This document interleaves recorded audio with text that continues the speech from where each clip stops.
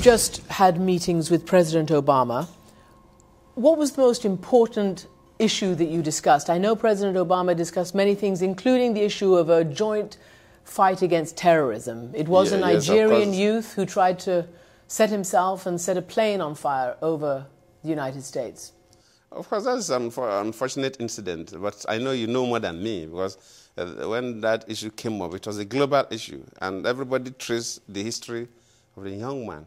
This young man left Nigeria long ago, and he got indoctrinated in the West. But do you nonetheless think it's an issue that has to be combated, terrorism? Of course, Nigeria, you know that the Non-Proliferation Treaty, Nigeria was one of the countries that signed it. We believe that the whole globe must be peaceful.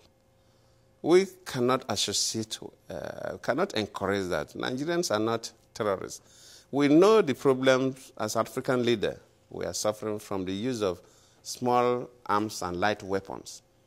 In fact, in Africa, the use of small arms and light weapons is more devastating to us than even the issue of nuclear terrorism, because Africans have died from small arms and light weapons more than the nuclear terrorism, because most of these weapons used in the former Soviet Union are no longer relevant, and they have all been shipped into Africa. Most of the small arms and light weapons manufactured in America and other European countries are shipped down to Africa. And this is the cause of most of these crises we're having, this insecurity we're having. So we totally support. You've got 12 months, essentially, to enact the reforms you're talking about, bring about the changes, whether it's to election law, whether it's to the issue of peace. How much do you really think you can achieve in this short period of time? Yes, we'll do our best. Some of these things are human issues that you can achieve significantly, like we talk about electoral reforms and conducting clean elections. You don't need 100 years to do that. You don't even need a year to do that, because they are human factors. Under a few months, you should be able to set up a system that can conduct free and fair elections. But other things like basic infrastructure, that needs a period that you conceptualize it, a period of design, a period of planning, environmental assessment, and so on, before the physical execution of the projects. Those ones will take some time.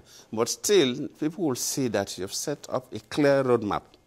If you take the most challenging infrastructure that we have, the power infrastructure, the electric power infrastructure, we must set up a clear agenda that people will know that you are moving forward and you have milestones that people can benchmark you. Definitely a government that we have 12 months, and especially it's an election period.